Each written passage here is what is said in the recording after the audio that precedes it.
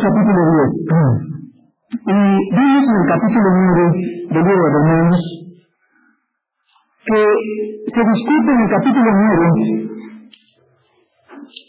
por qué algunos judíos son salvados y algunos que pertenecen a la soberanía de Dios.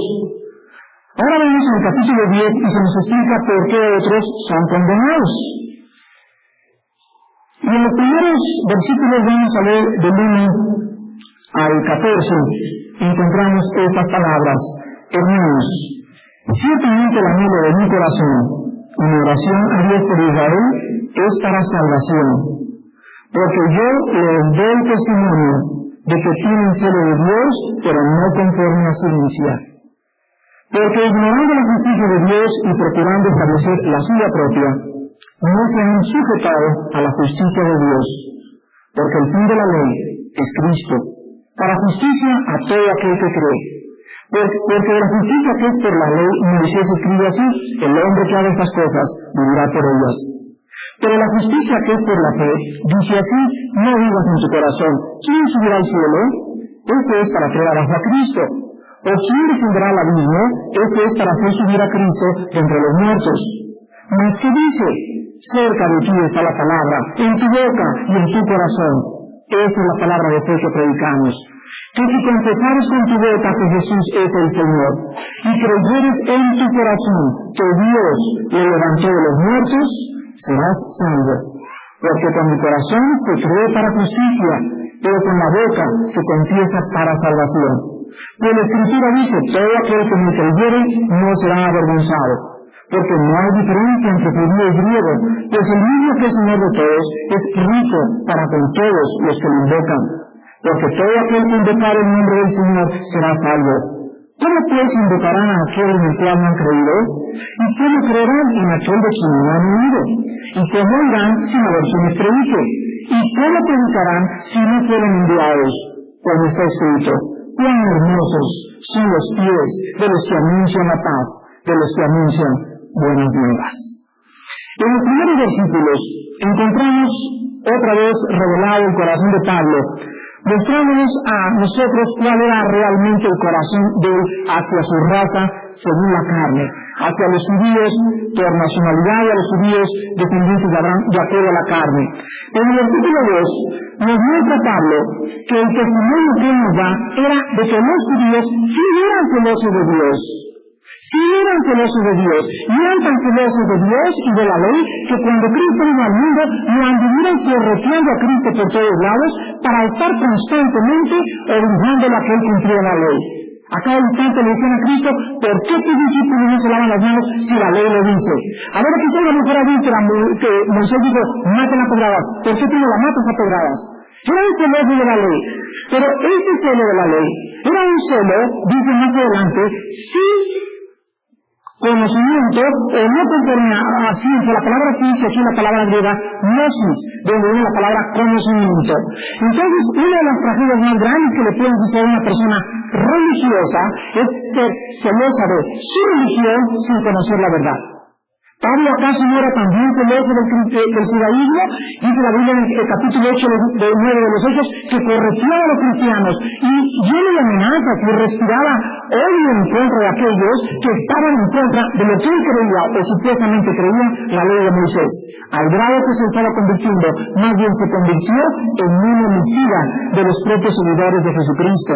Y ahora vemos en el siglo XX que hay muchos de ustedes que son religiosos y pertenecen a una religión, pero no saben ni siquiera en qué está basada su religión. Es una fe ciega, es una fe irracional. Son creencias que no tienen un conocimiento basado en la palabra de Dios. Que los judíos no estaban basados en la palabra de Dios, sí estaban basados en la palabra de Dios, pero su problema era que habían confundido a Dios y estaban mezclando la gracia con la ley. Dice Pablo en el versículo 3, porque ignorando la justicia de Dios y procurando establecer la suya propia, no se han sujetado a la justicia de Dios. El otro día hablé con una señora religiosa y me dijo: señora, no permite mostrarle a usted lo que la Biblia dice. Y ella me dijo: no me venga usted a decir nada, yo estoy contenta con mi religión. Bueno, ella repetía lo que Pablo dice aquí. Ella quería ignorar voluntariamente la ley de Dios y quería establecer su propia justicia, quería establecer su propia manera de salvarse. La gente dice, bueno, yo también creo en Dios. Recordemos que hay que preguntarles en qué hay Dios. Los griegos tenían 7 millones de dioses. El único Dios verdadero, el Padre Jesucristo, nos ha delineado claramente la forma en cómo podemos nosotros entrar al cielo. El otro día leí un artículo en un periódico que decía, es que todas las sectas y todas las religiones ofrecen al ser humano el camino de la salvación y todas dicen que en ellos se encuentra la verdad. Cuán grande verdad de este periodista. Porque cuando nosotros predicamos a Cristo, no le decimos en nuestra iglesia se encuentra la verdad, en mi organización se encuentra la verdad. No, señores, no, señoras. Nosotros ofrecemos a Jesucristo y a Cristo crucificado. No es en mi iglesia, ni en mi organización, ni en mi persona, ni en mis palabras siquiera. Es en lo que la Biblia dice y en la persona de Jesús. Entonces tenemos que presentar al mundo un mensaje claro en medio de tanta confusión para que la gente no crea que los queremos creer a nuestra iglesia y no a Cristo. Y recordemos, nuestra fidelidad es a Cristo y en segundo lugar a la iglesia, porque si la iglesia falla, tenemos que seguir siendo fieles a su palabra. Vamos a continuación que dice el versículo 4. Porque el fin de la ley es Cristo, para justicia a todo aquel que cree. Porque de la justicia que es por la ley, Moisés escribe así, el hombre que haga estas cosas vivirá por ellas. La salvación que los judíos ofrecían era muy difícil.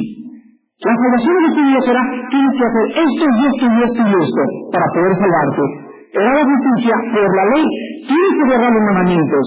Pero dice el versículo 6, pero la justicia que es por la fe dice, no digas en tu corazón quién subirá al cielo para traer abajo a Cristo o quién descenderá de la misma. Esto es, para hacer subir a Cristo entre los muertos. Más que dice, cerca de ti está la palabra, en tu boca y en tu corazón, esta es la palabra de fe que predicamos. Ahora el Evangelio nos muestra que ya no tenemos que decir a la gente, tienen que irse al Canal de la Mancha para ser cristianos, tienen que irse de rodillas a la villa, tienen que acostarse en la cama de nopales, tienen que, nunca puedes ir al cine ya no puedes ir a bailar, ya no puedes tomar, ya no puedes fumar. Discúlpeme, pero esto no es el Evangelio. Una vez que nosotros presentamos a Cristo en la cruz y a Cristo crucificado, el Espíritu Santo entra a la vida de la persona y Él es el que le muestra a la persona lo que es bueno y lo que es malo. Pero el cristianismo es en reglas prohibitivas. No hagas esto, no hagas aquello, ya no estamos bajo la ley. Ahora lo hacemos porque nos nace hacerlo, no porque nos obliguen a hacerlo. ¿Ven la diferencia?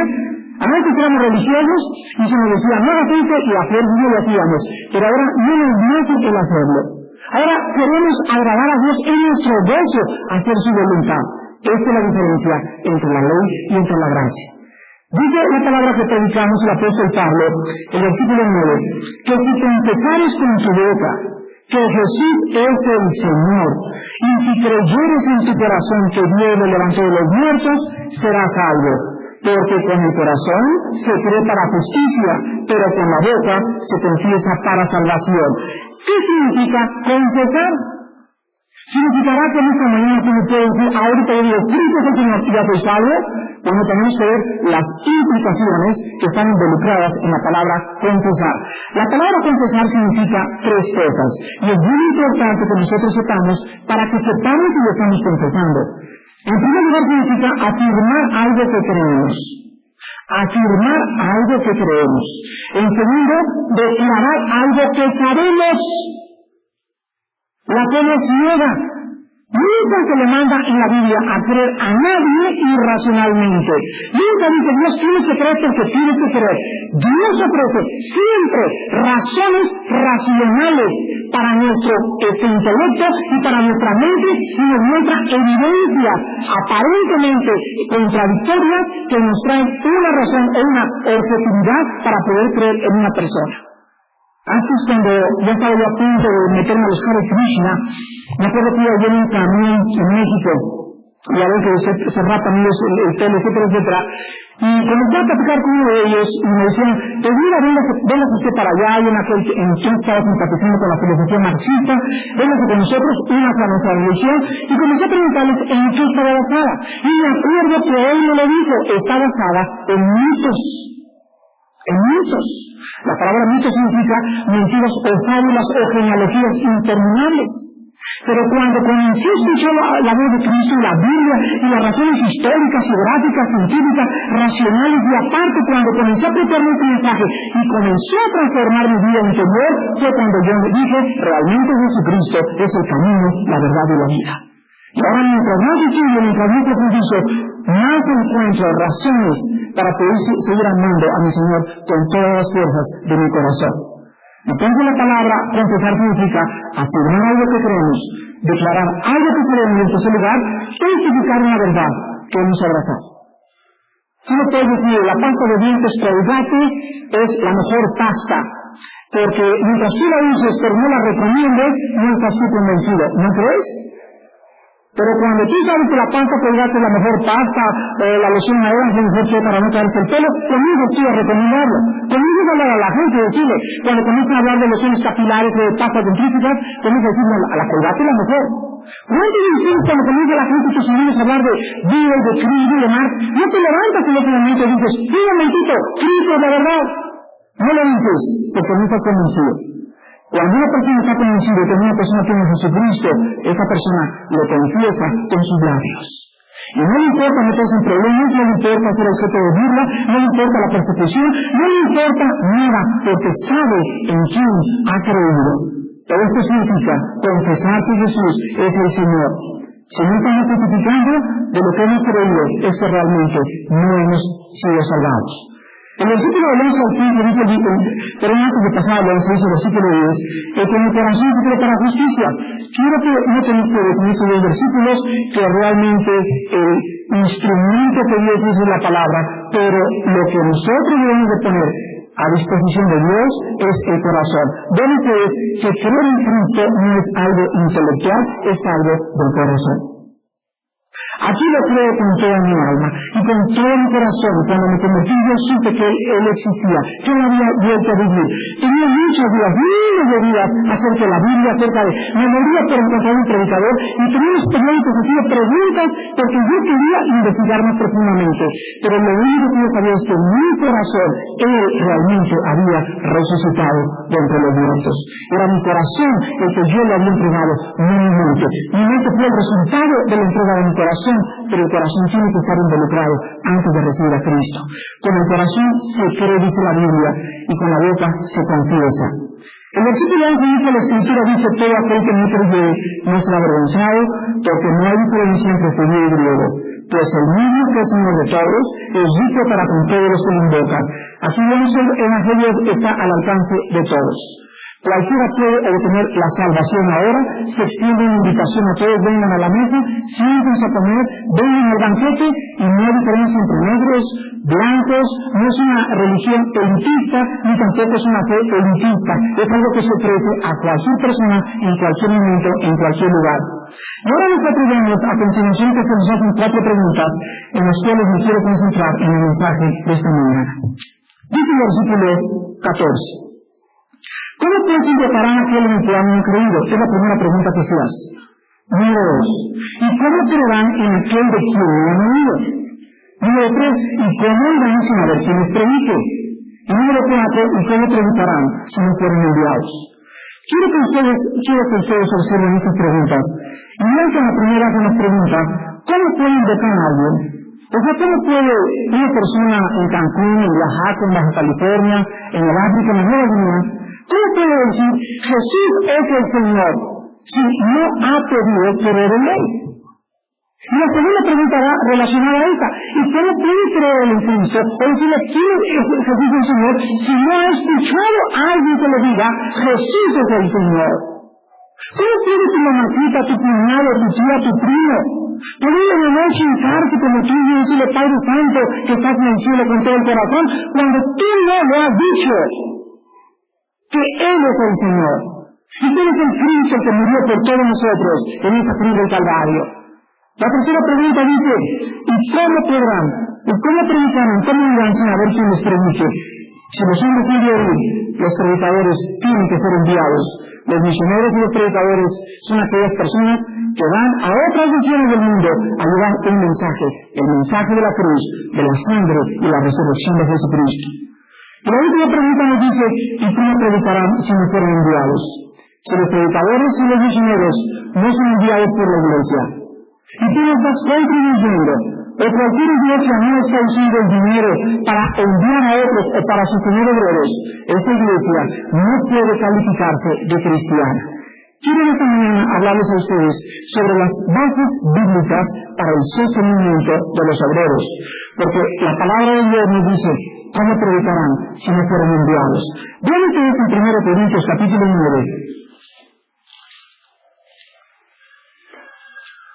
Muchas personas dicen: un misionero o predicador debe ser sostenido por la iglesia, pero otros dicen: ¿por qué mejor no confía en Dios?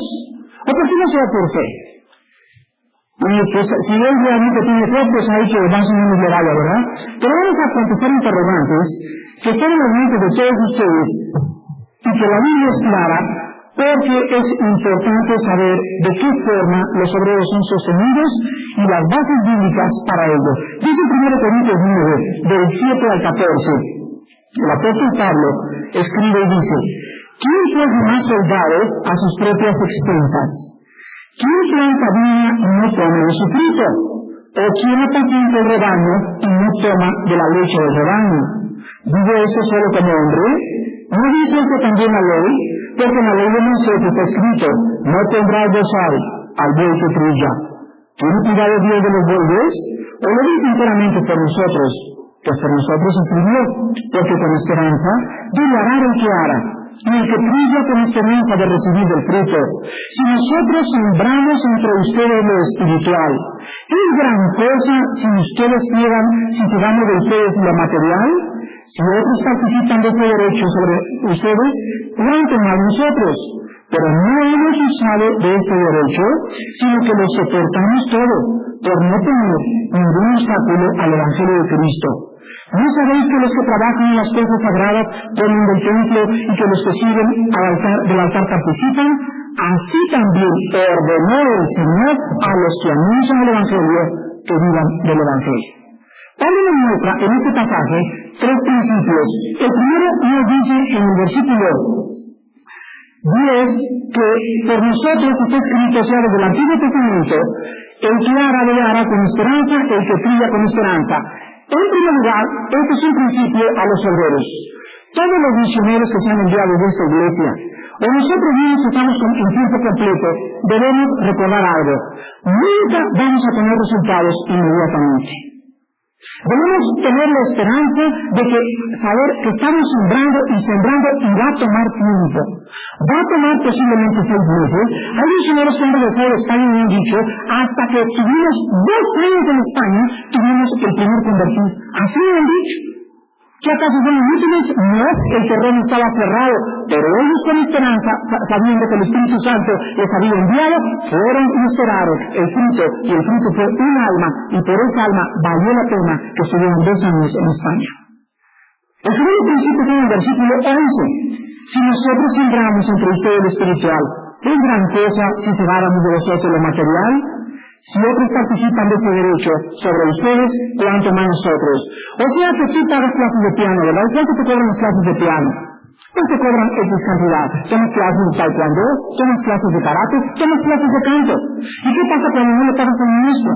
¿Qué pasa? Inmediatamente te dicen: maestro, ya me deben 2 pesitos, ya me deben un mes, y si sigues aquí, ya me regreso a darte la clase. Entonces dice Pablo que hay otras personas que dicen de su derecho para obtener una remuneración. Y dice Pablo: pero nosotros los obreros, los misioneros y los predicadores, les predicamos a ustedes y les damos clases de la Biblia, pero no les cobramos. ¿Y saben ustedes por qué no les cobramos? Dice más adelante: para no, dice el versículo 12, soportándolo todo, para no tener ningún obstáculo al Evangelio de Cristo. El tercer principio es el siguiente: cuando un obrero es enviado y cuando no es sostenido adecuadamente, el obrero no puede exigir un pago. Si un misionero es enviado a Brasil o un misionero es enviado a España, no puede decir: ¿verdad? Mándenme dinero. Él va confiando en que la iglesia le va a sostener, él va dispuesto a servir al Señor, y muchas veces ni el cheque le va a llegar. A lo mejor el diablo bloquea el cheque. Pero dice la Biblia que cuando hay estas circunstancias, o cuando es un terreno virgen, hay que tener cuidado. Y no sé si ustedes tenemos un señor de Veracruz y que comienza a convertir a la gente, y a la semana convertidos les comienza a pedir el diezmo. Los piensa. Porque todos dicen, como que aquí salió ya ahora aquí el peino, ¿verdad? Este Dios nos quiere traer algo porque quiere hacer un negocio. Entonces, para soportarlo todo, cuando Pablo comenzó a predicar, nunca les pidió un chiste a los corintios. Y se quiso hacer tiendas de campaña con sus manos para sostenerse él. Yo no quería que los corintios supieran que él tenía malos pensamientos, él era deshonesto. Él tuvo que trabajar al principio. Y ya que las iglesias se levantaron, las iglesias comprendieron el evangelio, lo comenzaron a sostener. Pero mientras vamos a tener que sufrir, muchos de nosotros, para poder ser sostenidos como Dios quiere que seamos sostenidos. Pero mientras tanto, Dios nos prueba. Bueno, ahora en 2 Corintios 8.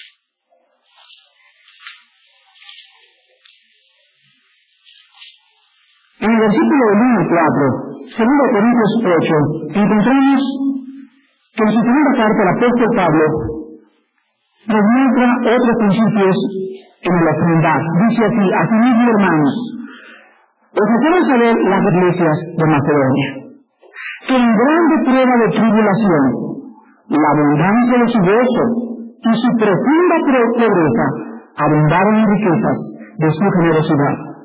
Pues doy testimonio de que con agrado han dado conforme a sus fuerzas, y aún más allá de sus fuerzas, pidiéndonos que con muchos ruegos les concediéramos el privilegio de participar de este servicio para los santos. Quiero que observen ustedes, hermanos, que en estas iglesias de Macedonia había 3 características. Número 1, tenía una gracia muy especial. Número 2, era una iglesia perseguida. Y número 3, era pobre, casi paupérrima. Dice el versículo 1 que la gracia de Dios que se les ha dado era una gracia que no todas las iglesias tienen. Ven aquí una iglesia que no tiene para comer. Y que aparte que no tienen para comer, están siendo perseguidos. ¿Se imaginan? Llega Pablo con una campaña con los corintios y de repente Pablo convivió con ellos y supo que no tenían un pato que darle. Y Pablo no se los pidió. Es más, lo poco que tenía Pablo lo compartió con ellos para mostrar que no testimonio a Cristo. Y en ese momento ya se va Pablo y se acerca a los hermanos y le dice: hermano, toma esa ofrenda. Y Pablo, al ver esa ofrenda, estoy seguro que comienza a llenarse de lágrimas. Y le dice: hermanos, ustedes necesitan más este dinero que yo. ¿Y saben lo que le dicen los hermanos de Macedonia? Pablo, concédenos el privilegio de dártelo para que Dios nos bendiga. Pablo no podía negar esa ofrenda. Ningún misionero puede negar ofrendas porque le robamos bendiciones a la gente. Me acuerdo que la persona que me dio a Cristo me dijo: hermano, nunca le digas no a una ofrenda, porque le estás robando bendiciones al que te la da. Hay veces muchas personas orgullosas y pues no lo necesito. Es orgullo. Cuando la gente ofrenda, Dios la bendice. Y por eso Pablo nos muestra que él no pudo rehusar esta ofrenda. Ahora preguntan ustedes, ¿por qué esta iglesia tenía esta gracia?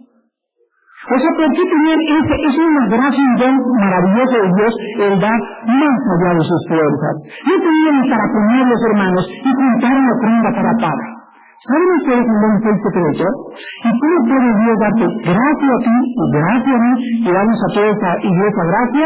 La respuesta se encuentra en el versículo 5. Dice así: y no como lo esperábamos, sino que así mismos se dieron primeramente al Señor y luego a nosotros por la voluntad de Dios. ¿A quién le da Dios la gracia de ser ricos en ofrendas y en generosidad? ¿A quiénes? A los que primeramente se han consagrado a Él. Hay otros hermanos que desgraciadamente quieren ofrendar para lavarse la conciencia, y otros para tanto pecado que quieren comprar a Dios con sus diezmos y ofrendas. Ustedes ven la Biblia, no hay problema, ¿verdad? Pero saben solamente Dios conoce el corazón. No se alcanza a investigar cada sobre. A ver, este hermano, de dónde viene, en qué trabaja, ¿verdad? No, pues es hijo de Al Capone, no puede decir su ofrenda. Los egipcios ofrendaron para que los judíos salieran de Egipto y los despojaron de todo su oro. Dios dice en su palabra que él usa el dinero de los impíos para bendecir a sus hijos. Pero el problema es entre tú y Dios, no entre tus pastores y tú. Tú das tu ofrenda, nosotros la recibimos, pero ojalá que la des, porque antes de darla ya te habías consagrado a Él.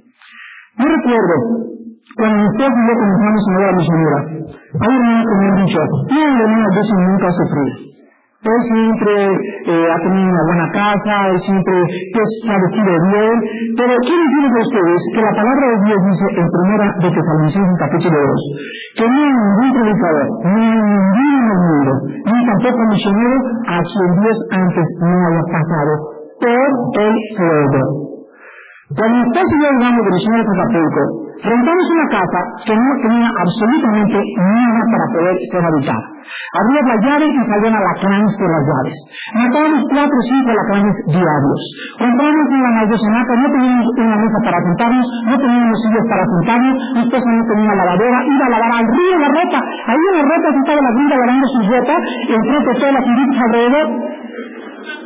Y durante un año, como yo no quería trabajar y como yo quería ser misionero, ¿qué fue lo que hice? Me iba a pescar todos los días. Me levantaba a las 4 o 5 de la mañana, iba con los pescadores, llegaba con las agujas, 4 agujas o barracudas de la casa, comíamos pescado o comíamos pescado por cerca de un año y medio. Era todo lo que comíamos. A veces comprábamos una lata de sardinas con tortillitas de chile. Me iba al mercado y predicaba una marchita que me regalaba 3 o 4 huevos diarios. Y así vivimos un año y medio. Sin cubiertos, sin nada, porque queríamos ser misioneros y sabíamos que teníamos que pagar el precio. Pasó el tiempo y llegamos a vivir a Acapulco y nos dio un buen galito un poco mejor, pero también sin muebles. Me acuerdo que lo primero que le compré a mi esposa fue un abrelatas. Y este hermano misionero que fue comenzó a discipularnos, me dijo, Armando, pero eres misionero, le dije. Y dice, bueno, pero si tu familia tiene problemas económicos, tienes que tener que trabajar. Y le mostré este versículo que dice, pero es que el que predica el evangelio pide el evangelio. Y me dijo, sí, pero tú todavía no estás preparado. Entonces ahí voy caminando por toda la costa de Acapulco, tiene trabajo en los hoteles, ya entré aquí, llegué hasta la gerencia de un hotel en Acapulco, y comenzaba a entrar el dinero, comenzaban a hacer las cosas, y descubría que me estaba olvidando otra vez de Dios. Mientras más dinero me entraba, me comenzaba a enfriar de Dios. Y me acuerdo que oraba mi esposa y yo le decíamos a Dios, oh Dios, no queremos riqueza, no quiero prosperidad en el mundo, queremos sufrir por ti.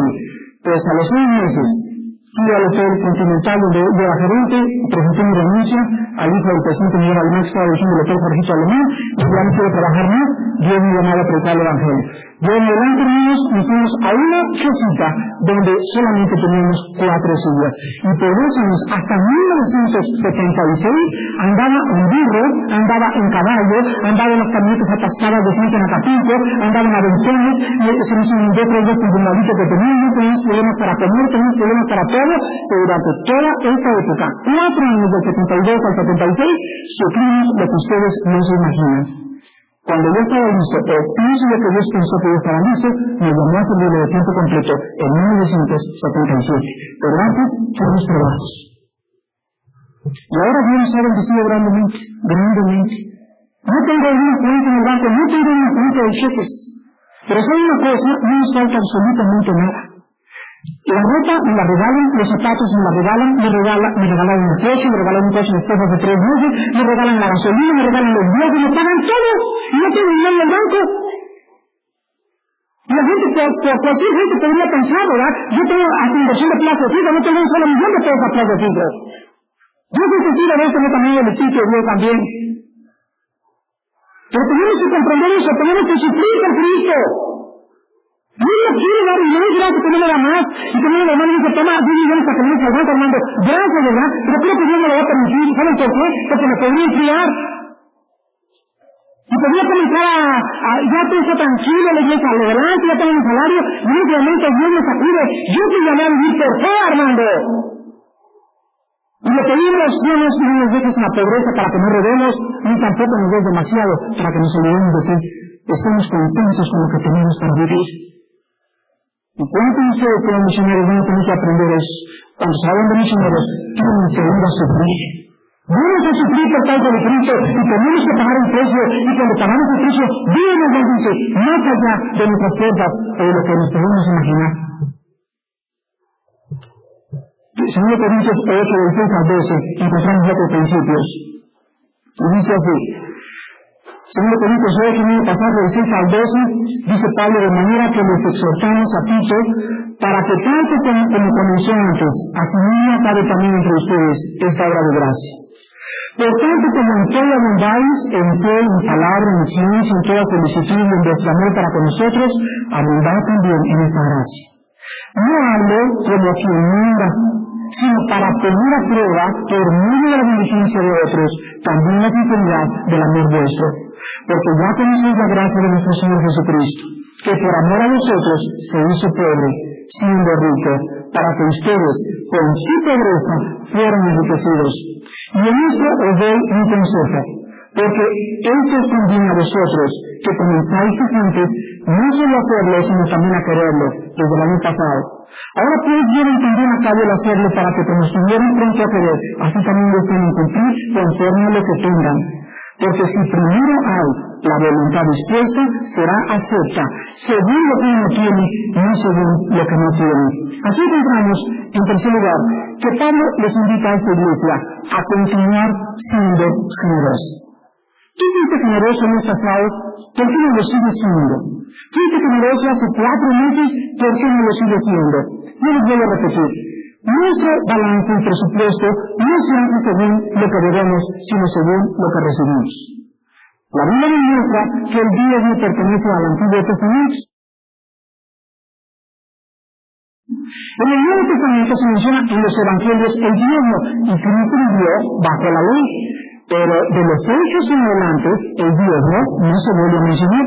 Se usa la palabra ofrenda, y se nos muestra cómo debemos dar. Vamos a encontrar más adelante que el dar en el Nuevo Testamento no es limitado. Hay personas que dicen, es que yo gano $500,000. ¿Cuál es el diezmo? Y no utiliza la palabra diezmo como si fuera bajo la ley. Ya no, hermanos. Ahora yo no digo voy a diezmar, sino voy a dar de acuerdo a lo que yo he propuesto en mi corazón dar. Si el diezmo fue en el Antiguo Testamento la 10ª parte, ¿cuánto más debemos dar nosotros en el Nuevo Testamento viviendo bajo la gracia? Pero dice Pablo en el versículo 8 que él no puede mandarles dar ofrendas. Yo no hablo como quien manda, dice Pablo. En ninguna parte se nos dice, tienen ustedes que dar. En ninguna parte de la Biblia, siempre desde el Antiguo hasta el Nuevo Testamento, es voluntariamente y de corazón.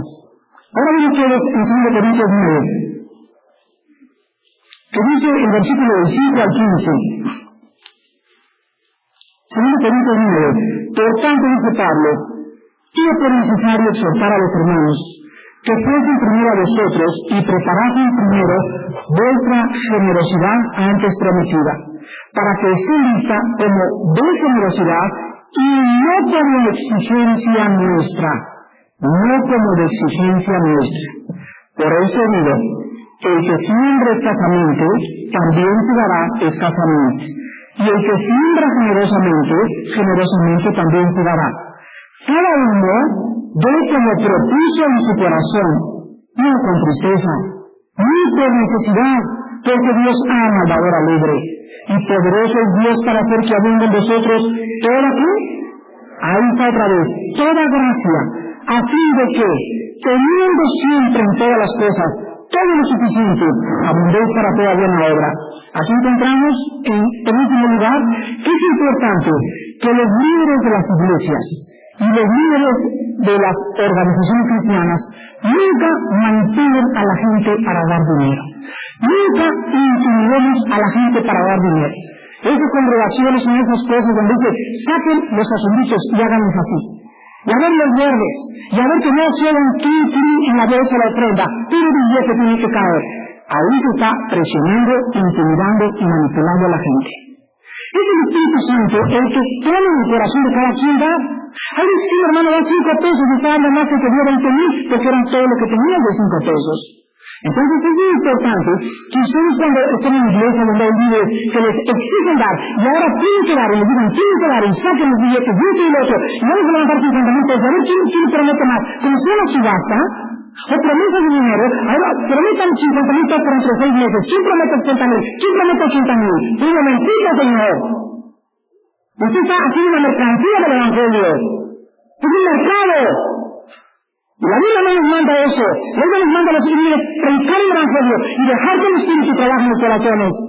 El Evangelio no se puede convertir en el en un mercado de dar a mejor postor como si una subasta de disco de rock. Encontramos también en el versículo 8, pero en el 7, la manera de dar. Número 1, como propuso en su corazón. Número 2, no con tristeza. Número 3, no a fuerzas. Y número 4, con alegría. Veamos las positivas y veamos también las negativas. La negativa es a fuerza. Hay hermanos que lo hacen así. Ven la primera.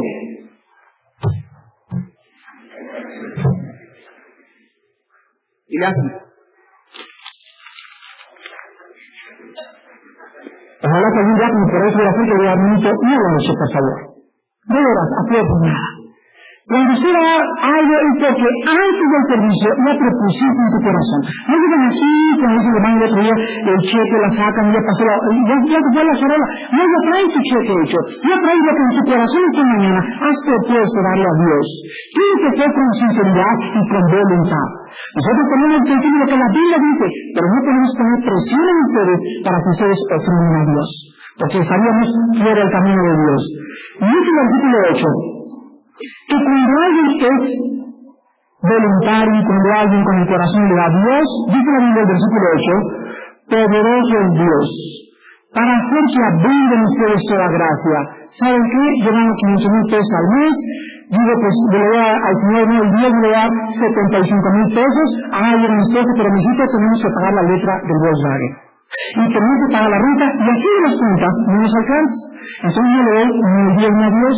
¿Saben una cosa? Nuestra vida no la armamos, ni tampoco organizamos nuestro presupuesto alrededor de nuestras deudas, sino que primero organizamos nuestra vida alrededor de Dios y Él tiene cuidado de las demás cosas de nosotros. Eso se llama vivir por fe. Antes que cualquier cosa, lo que va para Dios. Pero que no nos va a alcanzar para otras cosas, dice el versículo 8, poderoso es Dios. No me va a alcanzar. Hoy mira, a Elías le mandó alimento con los cuervos. ¿A qué Dios está sirviendo tú? Poderoso es Dios para hacer que abunde en nosotros toda gracia, a fin de que, teniendo siempre en todas las cosas todo lo suficiente, abundéis para con toda buena obra. Dios dice, ese hijo es fiel, ese hijo está formando su vida y buscando su reino antes de cualquier cosa, pues ahora le voy a dar para que no le falte. ¿Y saben ustedes por qué le voy a dar? Dice Dios, para que siga dando. ¿No podemos comprender? ¿Podemos comprender que el que siembra exactamente se va a quedar? Si comenzamos con avaricia en nuestro corazón, es idolatría.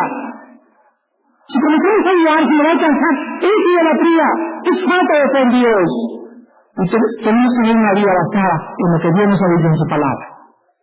Dice el versículo 10, y el que da semilla al que siembra. ¿Quién da las semillas a los sembradores? ¿La fábrica de la Colgate Palmolive de las semillas? ¿Hay alguna fábrica de semillas? ¿Quién produce las semillas? La naturaleza. ¿Y quién puede hacer la naturaleza? Dios. Entonces la Biblia muestra que aquí se está proveyendo para que los pájaros tengan comida todos los días, y para que haya manzanas y para que haya plátanos. Aquel que da semilla que siembra y pan que come, proveerá y multiplicará vuestra sementera. La palabra sementera significa alacenas.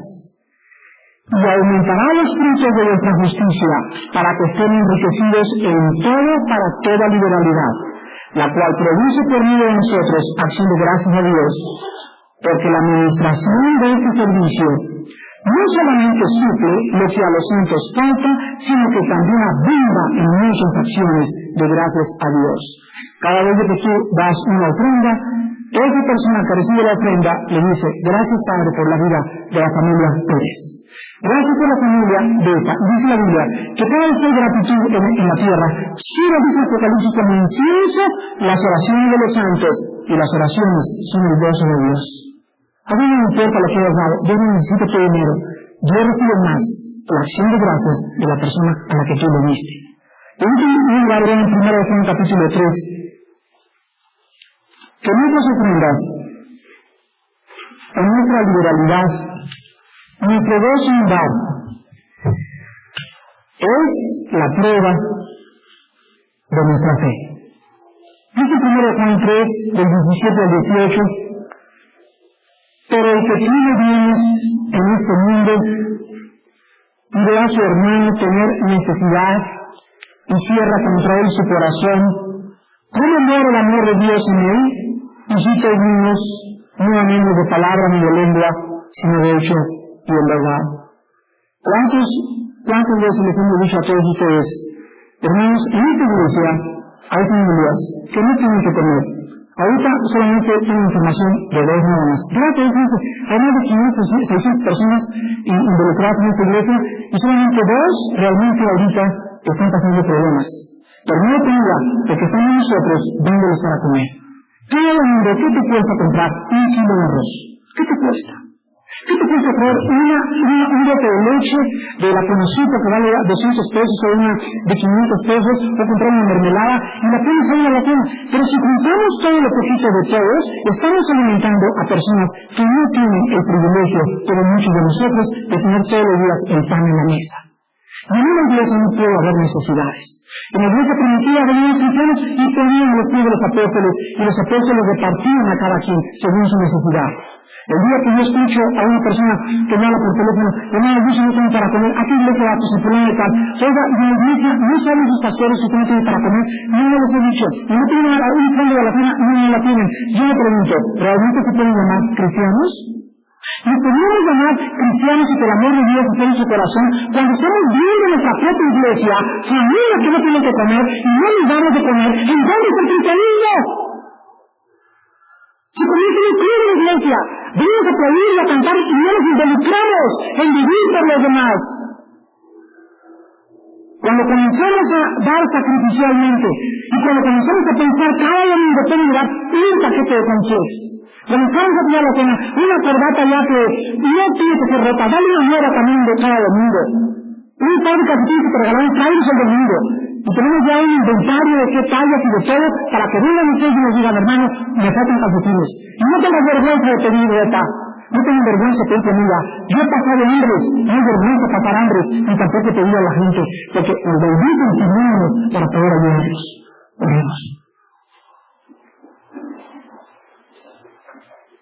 Padre Santo, te damos gracias porque en esta mañana tú nos has hablado y nos has mostrado que no nos has llamado a venir a sentar y calentar un asiento los domingos. No nos has venido a llamar para que solamente tengamos la vida eterna y el perdón de pecados. Y somos felices sin recordar que el llamado es cargar una cruz. El Evangelio no es la solución de los problemas de enfermedad ni económicos. Muchas veces tendremos más fuertes problemas, pero tú estarás a nuestro lado. El Evangelio es un llamado a ser santos y a comenzar a vivir por los demás, a compartir lo que tú nos has dado, para que nuestra abundancia supla la escasez de muchos. Te damos gracias, Padre, por las personas en esta iglesia que tienen todo lo suficiente, porque tienen que recordar que deben de ser generosos, ricos en buenas obras. Y te doy gracias también por los que no tienen, Padre, porque ellos están pasando una prueba y están descubriendo que tú eres real. Y que esta iglesia no es un club, es realmente un ejército de soldados que estamos entrenándonos para servirte mejor en este mundo. Y debemos de comenzar por preocuparnos por los problemas de nosotros mismos y después por los del mundo. Si en nuestra propia iglesia hay necesidad y no ayudamos al que lo necesita, ¿de qué nos sirve ir a decir a la gente que Cristo salva cuando esto no lo practicamos en nuestra propia iglesia? Padre Santo, danos un corazón generoso para darte, porque es a ti, Señor, al que le damos. Danos todo lo suficiente para enviar misioneros en esta iglesia, Padre, para sostenerlos dignamente y para que todos los misioneros que salgan de esta iglesia sepan que van a sufrir. Van a pagar un precio muy alto y que deben de comenzar a confiar en este momento en que tú suplirás todo lo que les falta sin que ellos se tengan que quejar. Damos gracias, Padre, por los obreros de esta iglesia, por las personas que están ayudando a su sostenimiento y porque queremos seguir difundiendo tu mensaje hasta que tú vengas, Padre. No también muchos de ustedes que posiblemente por ignorancia del Evangelio no han vivido lo que Dios les manda a vivir. Han querido establecer su propia justicia, han querido establecer su propia ley para vivir. En esta mañana la palabra de Dios dice Creer en Cristo es creer en tu corazón que vive. Y cuando has creído en tu corazón, hablas de Él, a tus papás, a tus amigos, a tus familiares. No podemos dejar de decir lo que hemos oído. Este testimonio muchas veces te va a llevar a morir como un mártir, pero el Señor estará contigo y Él te confesará cuando tú mueras y yo muera delante del Padre. Yo te pido en esta mañana que le entregues tu vida a Jesucristo por primera vez. No importa a qué religión pertenezcas, recuerda que no vienes a una religión, vienes a una cruz. No es en esta iglesia donde se encuentra la verdad, ni en ninguna otra. La verdad se encuentra en la persona de Jesús, en su santa palabra. Ven a la cruz en esta mañana, ábrele tu corazón a Cristo, ríndele tu vida, reconoce tu vaciedad, tu incapacidad para vivir una vida santa delante de Él, y cree en su sangre preciosa que Él derramó. Esa sangre que tiene el poder de limpiarte y lavarte todos tus pecados. Si tú eres tan sucio como un trapeador en esta mañana, Él te hará más blanco que el algodón, porque la sangre de Cristo tiene poder para limpiarnos. ¿Qué debes hacer? Me preguntarás para recibir a Cristo. Arrepiéntete de tus pecados en primer lugar. Cambia tu modo de pensar hacia Dios, hacia tu vida. Piensa que no puedes seguir viviendo la vida que estás viviendo. Dios va a exigir de ti algún día y que vas a responderle. La paga del pecado es la muerte. Y tus pecados se condenarán eternamente, destruirán tu vida en esta vida y en la vida próxima. En segundo lugar, tienes que creer en Cristo como el Señor y Salvador. Creer en su sangre, el poder que tiene para limpiarte y lavarte en esta mañana. En tercer lugar, abrirle tu corazón y creer que Él se levantó de los muertos a los 3 días y que puedes tú en este momento comenzar a caminar con Él una nueva vida. Las personas que en este momento quisieran invitar a Cristo por primera vez a sus vidas, les pido que repitan esta oración.